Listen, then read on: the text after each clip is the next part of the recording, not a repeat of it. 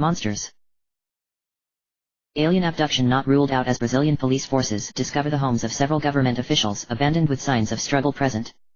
Lack of official statement from government blamed for increase in tension among citizens.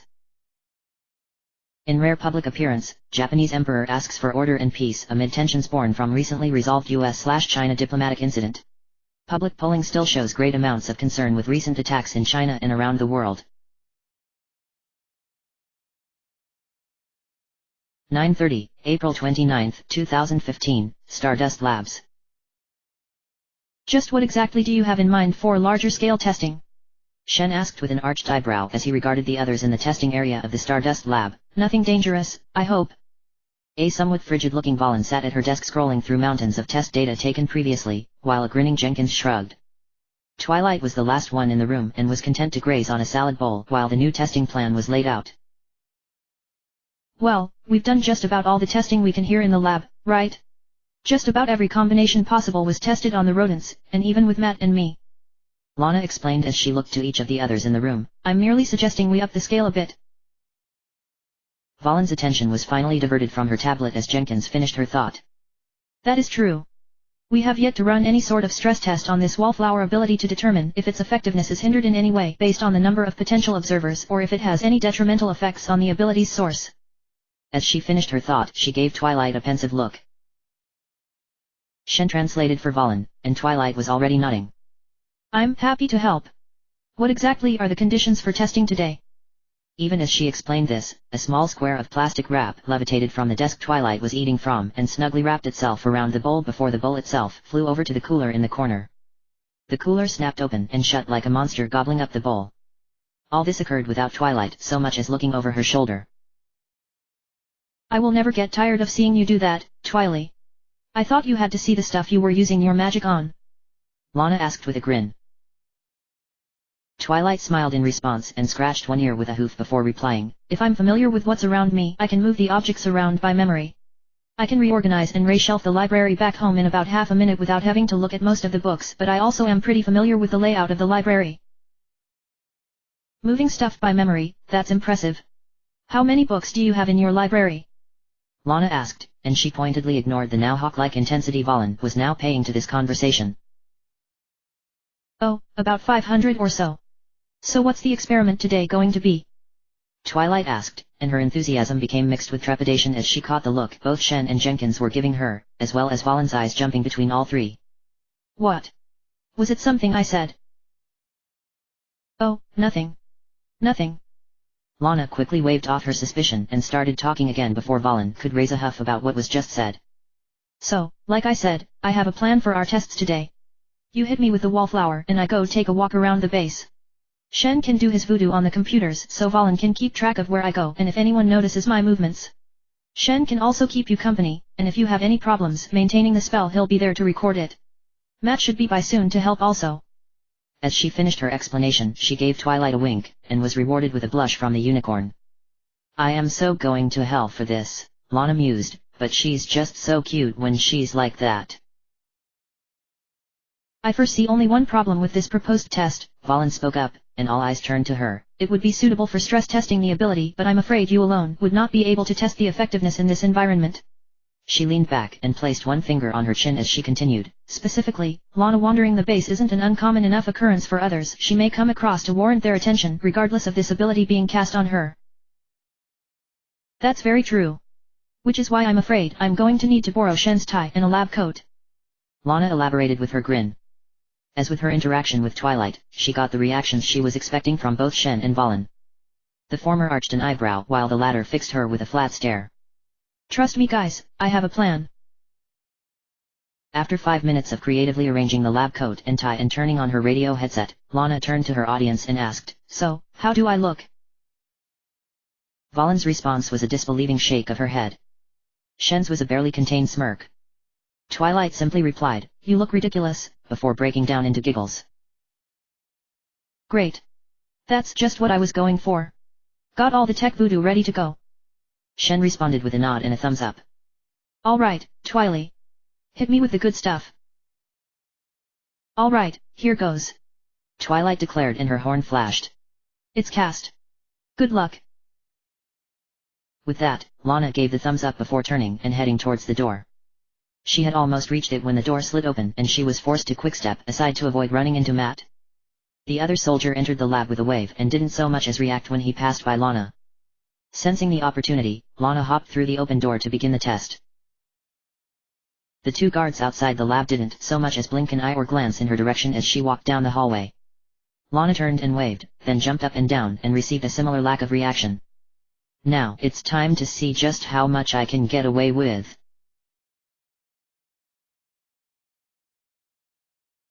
(9:45, April 29, 2015, Mission Control). David Bradford took a brief moment to enjoy the relative calm sight of the holographic globe hovering in the center of Mission Control. No contacts were currently detected, no operations were underway and no emergencies immediately demanded his attention. The highest priority task on Bradford's list at this point was reviewing and approving the report to be sent to the Council in less than 48 hours. After-action reports and operations summaries were PAR for the course as well as the monthly casualty list and new recruitment reports. Of the latter list, the most noteworthy addition was one Shaija Zhang. As with many assets acquired during XCOM's operations, Zhang was offered residence and protection for the foreseeable future. Zhang's counter-proposal was surprising. Not content to simply sit in a cell, he had offered his expertise as a soldier to XCOM.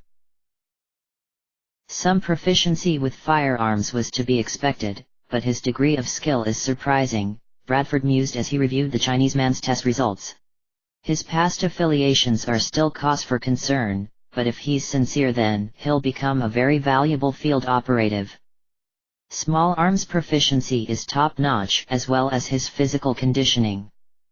What I wasn't expecting was his familiarity with both long rifles and explosives.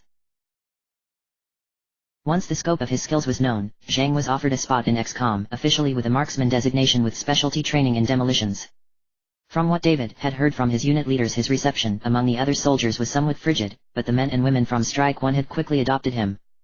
Zhang had also gone out of his way to volunteer for just about everything he could, including the other noteworthy part of Bradford's end-of-month report, Stardust. Since Bradford's visit to the labs, no further problems had presented themselves. As promised, Dr. Valen had forwarded her reports and updated others where necessary to account for all the new testing that had occurred, and was acting less hostile towards the subject of her studies. Cold and prickly was the most commonly used phrase to describe her now as opposed to acidic and venomous. Not exactly the best development but still an improvement. The less confrontational approach had made XCOM's guest more pliable and willing to demonstrate her abilities within the parameters set by Valen. The first tests had confirmed Wallflower was unable to affect digital recordings, and to Bradford's immense but unspoken relief there was no indication that the ability had been abused to escape its habitat. Testing the inverse ability was never completed, and from the reports Bradford could only agree with that decision. If the account described by the subject could be trusted, the only time the wanted-needed ability was used it resulted in a riot over a ragdoll. Despite being unable to fully test the latter ability, David considered it a net gain overall. Since the incident with Stardust, he had made a point of reviewing not only the official reports but the personal notes of the associated scientists in the project. Having a somewhat less sanitized version of the official reports had proved enlightening, as the scientists tended to only submit what they could prove or observe. The testing to locate Arcanite as a first step for artificially recreating observed abilities would no doubt make the Council extremely interested. On the other hand, Bradford had also taken note of the descriptions of the creature that had dropped Twilight on Earth. The capabilities attributed to Discord were disturbing, but the one that bothered Bradford was its ability to send living beings instantly to Earth. If the limitations of teleportation were accurate, then Discord must have staggering amounts of power combined with current knowledge of Earth. The first was a concern for another day, but the second was more immediate. Knowledge that the Earth was under observation from one alien power was alarming once revealed, but the possibility of another only made it worse. Speaking of making things worse, Bradford thought as he repressed a sigh and the impulse to pinch the bridge of his nose. The vast majority of abilities that Twilight herself could perform at will and upon request were no doubt going to become the focus of the Council the moment they got their hands on the reports. Equally disconcerting was her nature. After months of dealing with monstrosities like floaters and chrysalids, having an alien that acted more like a cheery intern or college student that looked like something from a kid's picture book seemed simply preposterous. This is getting me nowhere. This time Bradford couldn't suppress the urge to rub his forehead before he moved the Stardust research files into his to-do bin and moved on to something that made more sense. Valen's report on the artifact retrieved for the Council's request was as thorough as he had come to expect. Her initial conclusions speculated it as some sort of beacon or communications device, one that was thankfully deactivated at the moment. Attached to her findings was Zhang's own account of how his former employer discovered it and how he had come to possess it. The council's information stated that the artifact had been the subject of a black market auction, but Zhang's report had put a much different light on events. No auction had taken place, a buyer had contacted the criminals directly and offered them an enormous amount of money to retrieve it. Zhang had been the one given this task, and either out of loyalty to his world or out of self-preservation he had contacted members of the PLA SOF who then in turn contacted XCOM. It was good that he had. We likely would have come in heavy to retrieve it, Bradford thought, his mind drifting to the plans XCOM had in place of the event that they would have to fight other humans. He blinked and frowned after allowing himself to be distracted, and his gaze drifted towards the exit leading to the barracks. Something's coming, his gut told him. The more he ignored the feeling, the more important it seemed. Something's coming. Bradford locked his tablet and placed it on his desk before heading to the exit. A few of the command personnel looked up as he passed, but he ignored them. Whatever is coming is on the other side of that door. He crossed his arms as he approached the door and simply stared at it, as though the door would yield its secrets if he glared long enough. And, just like magic, the door opened to reveal nothing. No, not nothing. Something's here. What do you think you're doing? Bradford asked levelly, and was rewarded with a yelp from that something. Jenkins stood just on the other side of the door to mission control after seemingly appearing from thin air. She wore a science team lab coat across her back with the sleeves tied around her neck like an impromptu cape, while a tie was wrapped around her forehead like a bandana. The extra slack of the tie was centered on her forehead and was looped and tucked back into the tie itself, which draped itself down the middle of her face. Lastly, and probably the most normal addition to this bizarre outfit, was a radio earpiece perched in one ear. A long moment passed as Bradford's stare turned into a glare while Lana became white as a sheet. The stare down was broken with a message from Bradford's own headset. Commander Bradford, Dr. Moira Valen would like to speak with you. Put her through. Commander, Private Jenkins is assisting us with testing in the Stardust labs. We've been following her progress through the base with the security systems and have been taking notes on the effectiveness of recent discoveries. Her current attire is part of that test. Moira explained quickly, and Bradford arched an eyebrow. Before he could speak, Moira continued. Thus far you are the only one who's reacted to Jenkins' passing in any way. What gave her presence away? Nothing did, I was just acting on a hunch, Bradford replied. Ah, I see, came the response, though its tone suggested the opposite. Could you please send Private Jenkins back to the Stardust labs? We have collected enough data for this particular test. Will do. Bradford maintained his glare on Jenkins for a moment longer before addressing her directly. Dr. Valen wants you back at the lab. Yes, sir. Jenkins said, and retreated with almost indecent haste. 10 o'clock, April 29, 2015, Stardust Labs. Welcome back. Twilight smiled at Lana as she re-entered the lab, though her smile faded as she saw the look on Lana's face. Are you all right? The female soldier blinked and tried to smile back. Oh no, don't worry about me. I just about had a heart attack when I saw Bradford on the other side of the door waiting for me. I swear he can see around corners without having to look. I have to admit, I enjoyed the sight of you sweating under that glare, Matt said with a smirk. Serves you right after all the crap I have to put up with around you.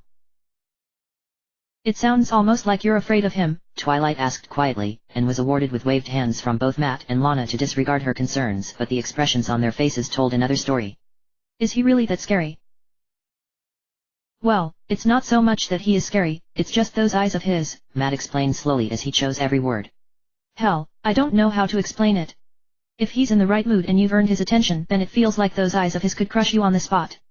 Plus he has an uncanny way of knowing when things are going on. Jenkins, remember what happened last time we were out and about? Out and about? Twilight thought to herself and was just about to ask, but she stopped herself. There's that look. They talk about things and give that look and then they never explain what they were talking about. Oh, I remember. Scuttlebutt says he did something similar with Strike 3 and 6 during their last operation, too. Lana grumbled before untying the coat sleeves from around her neck and returning the tie to Shen. It's getting to the point where folks think he's some kind of fortune teller. I wouldn't go that far myself, but that man has a knack for spotting trouble that is downright useful. Of all the questions this conversation was raising, what Twilight finally asked seemed trivial. Who's scuttlebutt? Oh, it's slang for gossip. Rumors. You know what I mean. Lana answered with a grin. You know the only thing faster than light is a juicy rumor. Not literally, mind you, but we humans have a tendency to spread rumors and gossip as a pastime. You might even call it requisite behavior for us ladies. How would you know what's requisite behavior for ladies? Matt asked with a poorly repressed smirk. Did someone give you a list for you not to follow? Lana's response was a glare and a gesture that Twilight had been seeing with increasing regularity between the two. Before the banter could continue further, the door to the lab opened. Charles and Valen rounded the corner of the privacy wall with large boxes in their arms. Do either of you need any help? Twilight asked, and was rewarded with a somewhat strained look from Charles and a wordless shake of the head. Another few steps and both boxes were deposited on the table in the center of the lab. What's in the boxes? Testing materials, Charles answered as he retrieved several smaller boxes and arranged them on the table. I had to make some withdrawals from engineering to get some of these metals, while others had to be scavenged from the surface. I'm also afraid I can't stay to assist as I'm needed down in engineering. I've numbered the individual samples along with the checklist. I'll also admit that some of the samples are of dubious quality, so I'll see about getting some better samples in the next few days. Charles gave his familiar smile and passed the clipboard to Valen before turning to leave. Let's see, first up is plain and simple iron. Matt picked up the first box in front of him and opened it before dumping it out on the table. A small metal bar clanged on the table and rolled towards the edge before being raised into the air with Twilight's telekinesis. So, anything? How can you tell if it's close to this arcanite? To be honest, I don't quite know, Twilight said as she floated the bar closer for her to inspect. It was completely straight down its length and lacked any of the tool marks, though a number was inscribed on one end. It's been millennia at least since arcanite was used. The books I've read tended to have very conflicting descriptions as to just what arcanite looked like, but all of them agreed that it produces an immediate and noticeable reaction when it comes into contact with spells. Contact with the ambient energy of the magical field is not enough, it apparently requires the structured and directed intent of spellcraft to produce the reaction. Do we have any idea just what the reaction is that we're expecting? Lana asked with just a hint of concern. The woman gently plucked the iron bar out of the air and dropped it into its box as Matt unboxed the next sample. It would be rather inconvenient if the reaction was something like an explosion. I don't think that would happen, or it'd be too dangerous to use. Twilight shook her head as she grabbed the next item being offered. While not exactly concrete evidence, Clover the Clever describes in his journal a stronghold he had built into the cave complex of a nearby mountain with crystals and stones that glowed when he cast an illumination spell to investigate it. Shortly after that entry was the first mention of his clover leaves, which are confirmed arcanite artifacts. So that leads me to believe it will glow if we get a match. The second sample proved equally mundane and Twilight passed it off to Lana to be boxed again. The third sample appeared to be metal also, though it was a twisted ball of scrap instead of a rod or block like the other two were. Ah, Shen got this one from outside, it looks like, Matt guessed as he offered it to Twilight. A quick telekinetic grab brought it directly in front of Twilight to inspect. She was just about to pass it along to Lana when she saw a flicker of movement inside the twisted ball. Her curiosity won out and she brought it right up to her face to peer inside just in time for claw-tipped and gore-stained limbs to reach out toward her with frightening speed.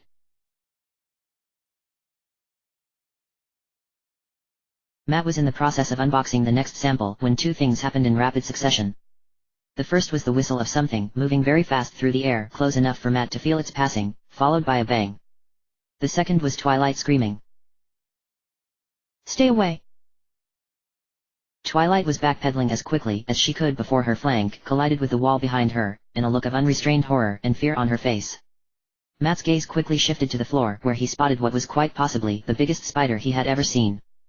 Suddenly bereft of hiding spots in a very bright room, the spider began to scuttle towards the closest shelter, Twilight. The look on Twilight's face morphed from horror into desperation as the bug zipped across the floor towards her. Her horn glowed with a dangerous amount of magic before she disappeared in a flash. Lana was already on the move as she slammed the open end of the box down on the would-be intruder. Little bastard is quick, and it'd sure as hell scare the shit out of me if it jumped right into my eye like that, Lana grumbled before looking at Matt. You alright? Sure, why wouldn't I be? Matt asked with an arched eyebrow. Lana pointed to the wall behind him and he turned to see the last sample embedded a good 2 inches into the wall. He looked back to where Twilight had previously been and put 2 and 2 together. Jesus Christ, she almost took my head off with that. Perhaps one of you should check on Twilight. Valen unexpectedly suggested as she strode over to the new wall decoration and prodded it with the stylus from her datapad. She seems unstable. Perhaps you should go, Matt? I've got to get this trespasser transported to secure holding. Lana suggested, and Matt narrowed his eyes at that. I know that tone, she's planning something. Any further suspicion was derailed as he caught sight of the spider crawling up the desk beside Lana despite the fact that she hadn't moved the box since she had first contained it. Jenkins, you suck at guard duty. He pointed behind her and was rewarded with another string of profanity as the female soldier turned to find the spider 6 inches from her face. Rather than stay and enjoy the sight of Lana repeatedly slamming the box on the wall while the spider desperately evaded, Matt decided to bite the bullet and headed towards Twilight's habitat. The lighting in the habitat was on its lowest setting, but Matt could easily make out Twilight's form huddled on the bed, wrapped in blankets and shaking slightly. The gentle sounds of sobbing could be heard, and Matt hesitated. The last time she was like this was after Valen's initial testing and only Shen could get through to her. But he's not here and I am, so... Twilight? Are you okay? Matt half expected no response at all or commands to leave her alone as before, but when the response came it surprised him. No. No, I'm not. A long moment of silence passed before Matt made his way over to the bed and sat at its foot while Twilight scooted to the head of the bed while wrapping herself up in the blankets and giving her the appearance of a caterpillar. Do you want to talk about it? He asked gently. It was just like before, Twilight answered hesitantly, those legs, and it coming toward me Ah, I get it now, Matt thought as the pieces came together. Damned spider gave her flashbacks with the chrysalid. I understand, Twilight. You've been through some really scary things, and it takes time for those memories to fade.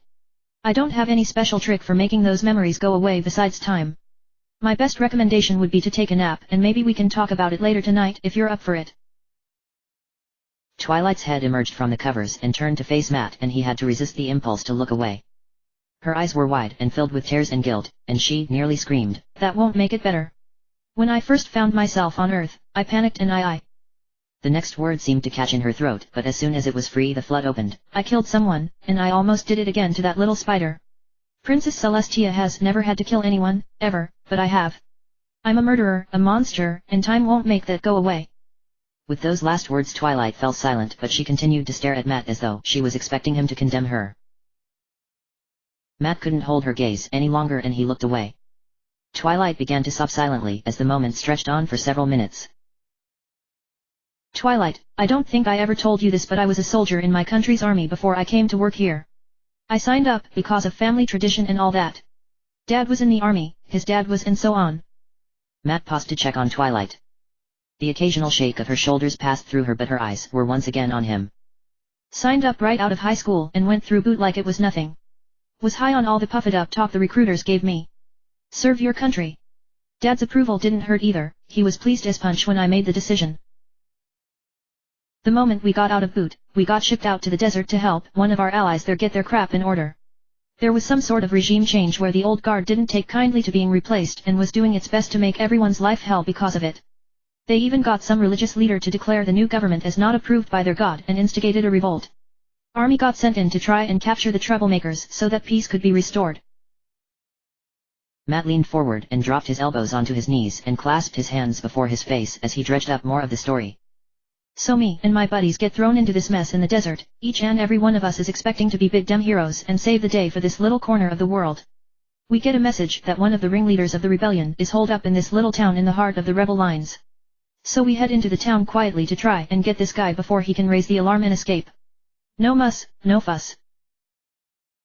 I was in the tail position covering our rear so no one could sneak up on us. When I see someone come out of one of the buildings behind us with a weapon, Matt paused to take a deep breath and tried to swallow the lump that had made its way into the back of his throat. It was a kid, maybe 12 or 13 years old. No older than my sister back home, really skinny and underfed, too, but carrying a gun that could have killed me or any of my friends. I stayed in cover and prayed that he would just turn and go back into the house and live another day. But that stupid kid saw us and raised his gun, and I shot him. Triple tap, center mass, and he was dead before he hit the ground. A gasp from Twilight gave Matt a moment of pause and he closed his eyes. I never wanted to kill that kid. Never. But he had been told the devil was coming to town and it was his duty to defend it. Once he saw us, someone was going to die. It could have been me, it could have been my friends. Or I could choose for it to be him.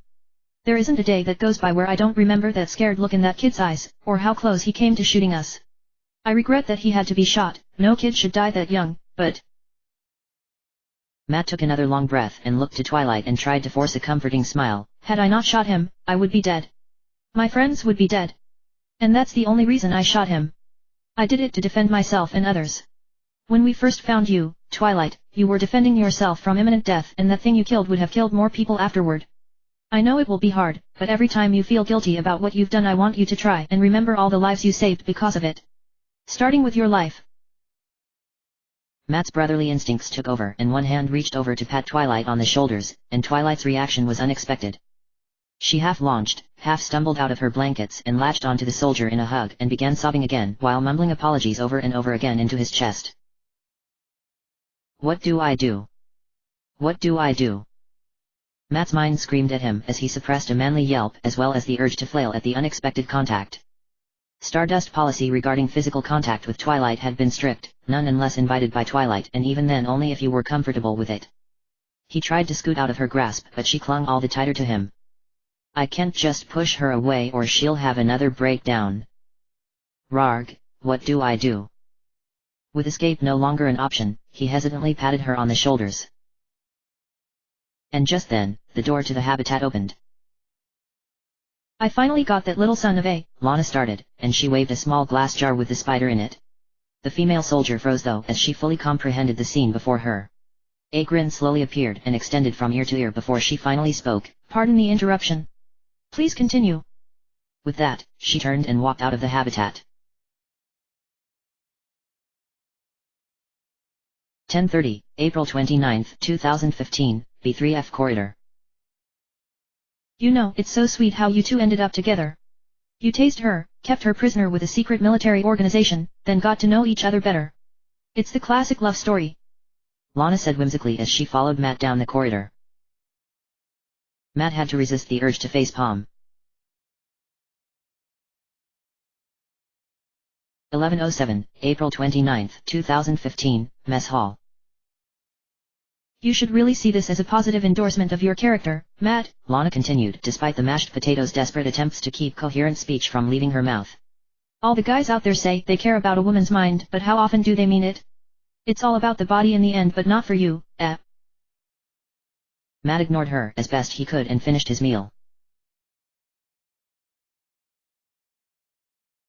12:45, April 29, 2015, Rec Room.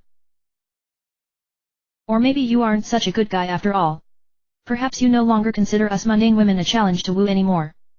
Lana's grin became impish. You see a girl who's one of a kind and you just have to sweep her off her feet. Am I right? Matt snapped the book he had been reading shut and left the room with Lana hot on his heels. 13:30, April 29, 2015, Firing Range. You know, I bet we could arrange for some private time for the two of you. Valen might disapprove because she isn't getting any, but I'm sure the others wouldn't mind as long as you tell them it's for science. Besides, a girl's got needs she needs satisfied. Lana's grin had grown to Cheshire Cat levels as she loaded bullets into her pistol clip. Say, how do you think she likes it? I bet. Any further words she might have said were drowned out as Matt raised his pistol with almost indecent haste and fired. Bam. Bam. Likes it when you... Bam. Bam. With your hands down. Bam. Bam. Bam. Bam. Though you might need to tape something on the door. There's no doorknob, so socks are out. 13:50, April 29, 2015, PT Lockers. Matt stopped in front of the men's locker room and turned to glare at Lana, who was still following him with her Cheshire Cat grin. I've got physical therapy and a checkup with the doctors to make sure that I'm 100%. If you follow me in there, I swear to God I will drop you. Lana let out a theatrical exaggerated sigh before shrugging. Fine. Enjoy your brief respite. With those parting words, she headed back down the hallway. The moment the door closed behind him, Matt let out a sigh of relief. The silence of the locker room was immediately having a positive effect on his sanity as he headed towards his locker. One hand pulled the door open while the other began to strip off his shirt, but he stopped as he caught sight of what was pinned to the inside door of the locker. A 3-sheet picture of Twilight laying on her bed and looking back at the picture taker was hanging on the door in pin-up style, complete with suggestive-looking eyes captured no doubt with a high-speed camera mid-blink. Written down at the bottom in black ink were the words, "For my strapping stallion, Twilight Sparkle." Jenkins! Matt screamed as he slammed the locker shut and stormed out of the locker room. 1352, April 29, 2015, Rec Room. Oh hey, that was quick. Lana grinned at Matt as she saw him enter the rec room. Did they not give you the green light? Lana gasped dramatically before adding, "Don't tell me that your wound has made you impotent. Why, that would be a crushing." Jenkins, what the hell do you think you're doing? Matt ground out as quietly as he could. Despite his best efforts to keep the conversation private, the other off-duty soldiers in the room were paying more than a little attention to the pair, especially after Lana spoke. "Follow me, now." Lana's further jokes were cut off as she followed Matt out into the relatively empty corridor. Jesus, man, what's the deal? Did they seriously say you were impo? You know what the deal is. Now I can stomach your little pranks and harassment, but putting pictures of highly classified material in the locker room as part of your pranks is too much. What if others had been in the room when I had opened the door? Lana opened her mouth to say something but quickly shut it to restrain whatever response she was generating. And do you know why Twilight reacted the way she did? Did you even care to consider it? Because spiders are creepy as hell, especially when one jumps in your face. That spider gave her a flashback of the chrysalid that nearly killed her during her first 5 minutes on Earth, and she was breaking down because she nearly killed the spider because of it, Matt hissed quickly. Think about it, you lackwit. Everything where she's from talks and has family, and when she killed the chrysalid she thought that she was murdering someone's father or brother or son. It's ridiculous to you and me, but she believes she did something completely unforgivable. Do you remember that feeling? Your first kill? Or are you actually a sociopath? Honestly, your behavior makes me wonder. Lana's expression sobered as Matt continued his quiet rant, and she looked away and replied quietly, "I'd rather not talk about it." "Oh, hell no, you don't get to pull that crap. It was with a shotgun and I was 12. He was trying to kill my mom." "Oh hell." Lana's equally quiet reply doused the anger Matt was feeling instantly. "I know I'm going to regret asking, but where was your dad?" Lana smiled again, but there was none of the joy or mischief usually found in it as she replied, "Who do you think I was shooting at?" A long moment passed between the two as the conversation atrophied and died, but Lana rallied first. "Okay, you win, I'll stop bugging you about this for now. Deal?" "Deal," Matt agreed and turned back towards the locker rooms. He had almost rounded the corner before Jenkins got the last shot in. "Our truce doesn't mean I can't tease her about it, though." 2032, April 29, 2015, Stardust Labs. Twilight had taken Matt's advice and slept for a while after he had left. Admitting to what she had done combined with Matt's own admissions had left her drained and sleep claimed her quickly. Despite the content of their conversation, Twilight was able to sleep soundly and without the nightmares that had plagued her. And just as Matt had predicted, she woke up feeling much better. The lingering guilt she had been feeling about the event was still present, but she forced herself to go over the events again in her head and address just what had happened. That thing killed 3 humans, one of which was a child. Then it tried to kill me. I was defending myself, but I killed it. Eye for an eye punishment went out at the end of Solaria's reign. Because it killed doesn't mean it deserved to be killed. But it would have kept killing unless it was stopped. People's lives were saved. No. Twilight shook her head vigorously as she clamped down on that line of thought. Coming up with good reasons to kill opens up opportunities for bad reasons to kill. Death can never be justified. I just hope it can be forgiven.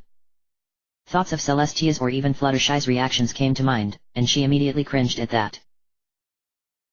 Wordlessly she rose and walked over to the desk and brought a sheet of paper and pen to bear. Even if I can never send it, I need to write a letter explaining everything that happened. Maybe, somehow Celestia will receive it and forgive me. Before the pen could come in contact with the paper, the door to her habitat opened to reveal Charles and Joel. Good evening, Twilight, I hope we haven't interrupted you. Oh no, no interruption. What's up? It's a bit late for your usual visits, I think. Twilight asked as she turned to face the two men after setting the pen down on the paper. It is a bit late, but there's an experiment that we would like your help with, Joel explained. It's actually for a line of research that we had no luck with in the past, but with your help I'm confident we can make a breakthrough on this. So, are you up for it? I'll do my best. Twilight nodded and hopped off her chair to follow the two men out. So, what will I be helping with? She asked after a slight moment of hesitation when both men exited the lab and motioned for her to follow. To her surprise, both Matt and Lana were waiting outside also, except they now wore what appeared to be heavy vests and hats combined with a belt filled with little gadgets. Matt strode forward to the head of their little group while Lana stayed back in the tail position in a similar manner as their visit to the cavern several days earlier. It's something only you can help us with, Twilight. I'm afraid I can't elaborate any further until we get to our destination. I'm sorry. Joel apologized. I can tell you that the ability we'll need your help with is one you've used several times in the past, and if this pans out then it might save lives in the long run. The possibility of saving lives caught Twilight's attention immediately, and she latched onto it. Oh, okay. If it helps then I'm happy to do anything I can. I just wish he could tell me what I'll be doing. Any further speculation was interrupted by Charles leaning down and whispering, Twilight, I've also been meaning to apologize about what happened to you in the lab. The engineers were a little lax when they were checking what they picked up. Trust me, it won't happen again. Thank you, Charles, but you don't need to apologize. I just overreacted a bit. The unicorn grinned sheepishly and looked up to the engineer. I would greatly appreciate no further surprises like that, though. I don't think my heart can take it. Speaking of which, I also wanted to apologize for not being there to help after that incident. I understand Matt did a good job in helping smooth things over. He did. We talked about some things that have been bothering me and then I hugged him. Nothing happened. Nope. Nothing at all.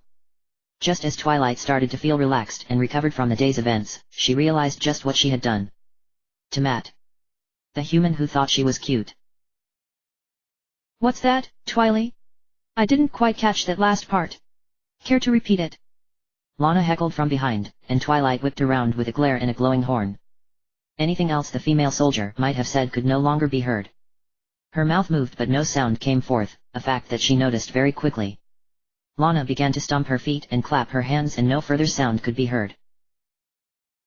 Did you just mute Lana? Matt asked from the head of the formation as he looked over his shoulder. Well, I suppose I did. It's a sound dampening spell, no sound that originates from within the vicinity of the spell can be heard outside of it. Twilight explained quickly. And can she hear us? She should. You hear that, Lana? I finally found a way to shut you up. Lana's response, naturally, was the gesture that Twilight was becoming all too familiar with. You're amazing, Twilight. Has anyone told you that recently? Not recently, Twilight admitted as she looked to the side and tried to force her face to not get so red. The realization that she was failing badly caused her to divert attention by changing the subject. What does that gesture mean? The one that Lana keeps using. This time it was Matt's turn to look sheepish. It means I am extremely displeased with you or your behavior. He shrugged after signaling the group to cross the next intersection. It's something that's subject to interpretation.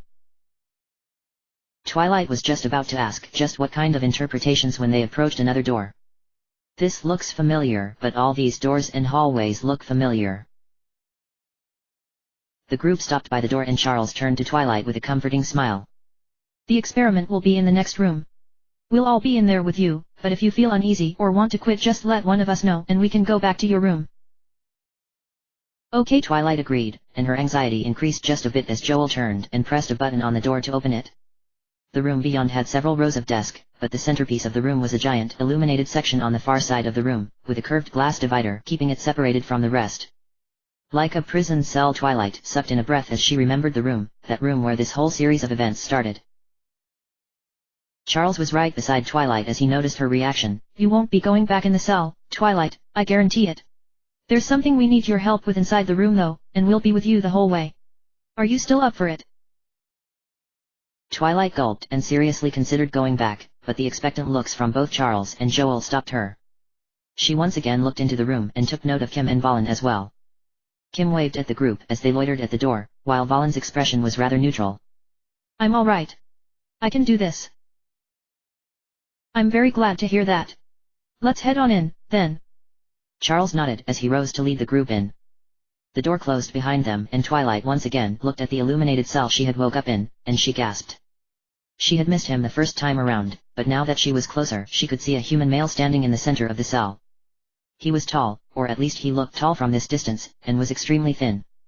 He was clothed in a blue business suit and a red tie, and wore gold-framed circular lens sunglasses that hid his eyes. As the group approached closer, Twilight couldn't help but revise her opinion. If the humans she had seen were average, then the person in the cell was far too thin to be healthy or anatomically possible, plus his limbs seemed to have incorrect proportions as well. Lastly, creeping up along the neckline of the suit's shirt was what appeared to be scales. What's he doing in there? Twilight asked timidly. Twilight, this is one of the invaders that threatens our world. It was created specifically to blend in with other humans and spread fear wherever it goes. Joel started to explain, but caught himself as he heard Twilight speak. Changeling, the unicorn gasped and she took a step back. It's a changeling. Not quite, at least not in the manner you've described. This one was created specifically to look like us and it cannot assume any other form. What makes this one unique is that it appears to have the capacity for vocal communication, whereas the other invaders appear to communicate using telepathy or other methods. Joel explained before drawing in a breath and posing the question, Twilight, can you cast your translation spell on this creature so that we can try to speak with it? Twilight couldn't help but gulp in apprehension as she eyed the fake human standing in the cell before her. So far it hadn't even moved from its ramrod straight posture or so much as glanced in any direction other than straight forward. Is this what the humans are fighting against? She asked herself, if I can help them speak to it, then maybe all this fighting can end. Yes, I can do this. Twilight said, more certain than ever that it was the right thing to do. The humans around her stepped aside and she cast her translation magic upon the fake human in the cell. A few moments passed before Joel stepped directly in front of the cell and asked loudly, Can you hear me? Do you understand me now? The fake human slowly reached up and plucked the glasses from its face to reveal vertical pupils and yellow reptilian eyes. Those eyes didn't spare a moment's attention on Joel or Charles or any others. Those eyes focused entirely on Twilight. Again Joel asked a question and again it was ignored. Joel's repeated attempts at communication were ignored, so Twilight asked, Hello? Die. The moment the first syllable left her mouth, the fake human screamed and shot forward and punched the glass. Its face curled into a snarl and it screamed again, Die. It continued to punch the glass and the bones in its hand snapped with a sickening crunch. The injuries didn't stop it from screaming further threats and mutilating its fists against the glass before Charles shouted, Close the shutters, now. Joel hastily complied and segmented sheets of metal fell into place around the glass cage to hide the fake human from view. The last thing Twilight saw were those reptilian eyes glaring furiously at her before they too disappeared. Why would he say that? Why would he do that? Twilight looked to Charles, then Joel, then the others. Why? Why would anyone say that to anyone else? Why? How could any pony wish for such harm to come to others? Twilight asked herself as no answers came from the others. The thought that a being could wish so much harm on others simply for seeing them was too much for her to fathom. I don't know, Twilight. I wish I did, but I don't know. End of chapter. Chapter end.